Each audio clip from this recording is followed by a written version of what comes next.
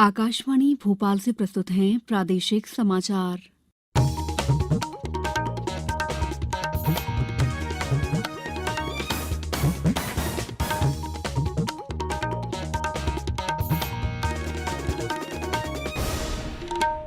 नमस्कार, समाचारों के साथ मैं दीपा सिंह।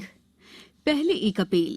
कोरोना वायरस के नए स्वरूप ओमिक्रॉन से चिंताएं बढ़ी हैं। श्रोताओं से अपील है कि वे सतर्क रहें और पूर्ण टीकाकरण कराएं। 15 से 18 वर्ष के किशोरों और अन्य लोगों के टीकाकरण में भी मदद करें। सुरक्षित रहने के लिए कृपया 3 आसान उपायों का पालन अवश्य करें। मास्क लगाएं, 2 गज की सुरक्षित दूरी बनाए रखें, हाथ और चेहरा साफ रखें।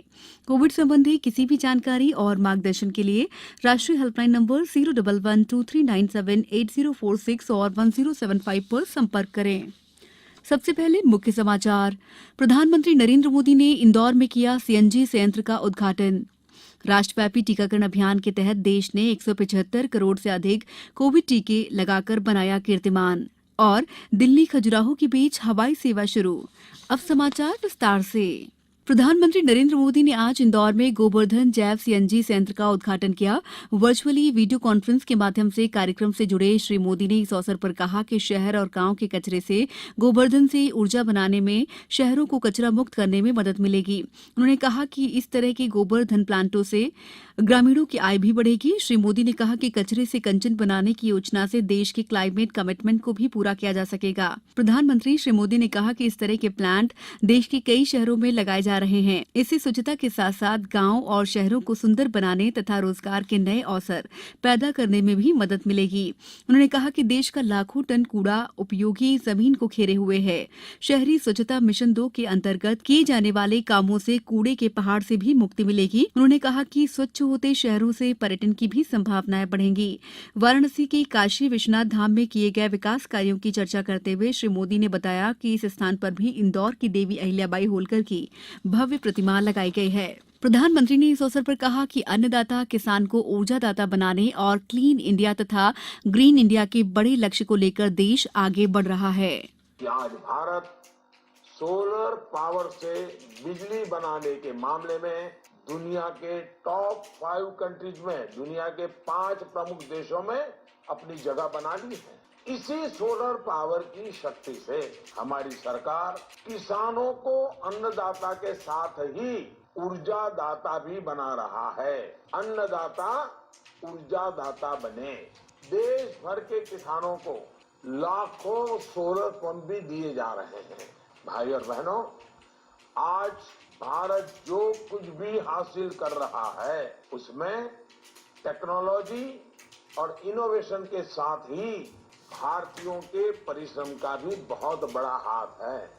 वहीं मुख्यमंत्री शिवराज सिंह चौहान ने इस अवसर पर कहा कि प्रधानमंत्री के वेस्ट से बेस्ट पर्यावरण संरक्षण और सर्कुलर इकोनॉमी के मंत्र को वैश्विक मान्यता भी मिल रही है। इस मौके पर सतना, बड़वानी, खंडवा, भिंड सहित अन्य जिलों में प्रधानमंत्री के वक्तव्य का सीधा प्रसारण किया गया।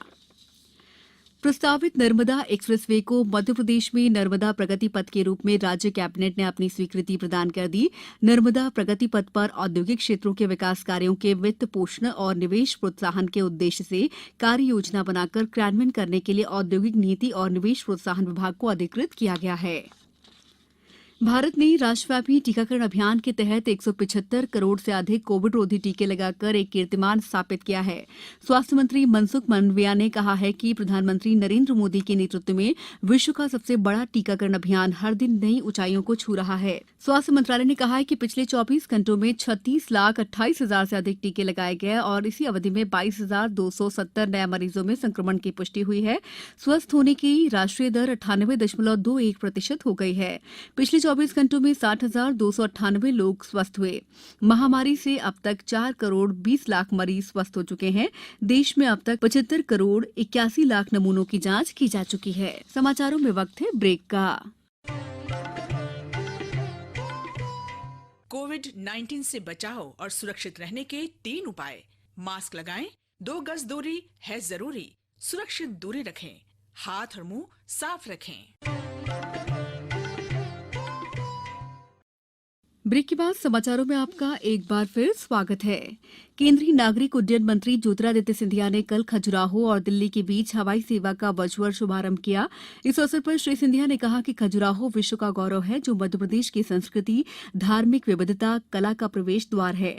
इस दौरान उन्होंने अप्रैल से खजुराहो में पायलट ट्रेनिंग केंद्र शुरू करने की घोषणा की।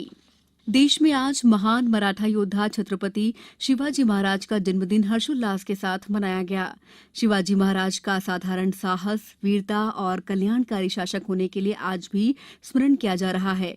इस मौके पर प्रदेश में भी कई आयोजन किए गए।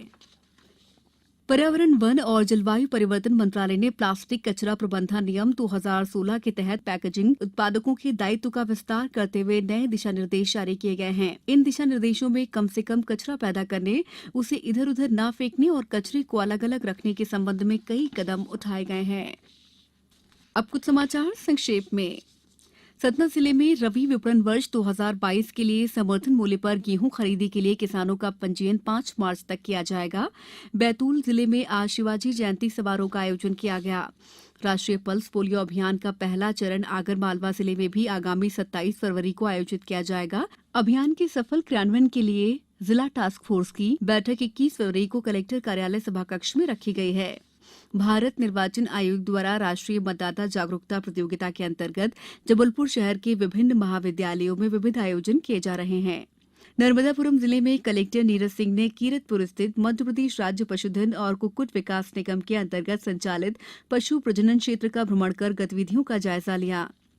शिवपुरी में आत्मनिर्भर मध्यप्रदेश के निर्माण के अंतर्गत जिला रोजगार कार्यालय शिवपुरी द्वारा 23 फरवरी को प्रातः 11 बजे से दोपहर 3:30 बजे तक शासकीय ITI शिवपुरी में प्लेसमेंट ड्राइव का आयोजन किया जाएगा।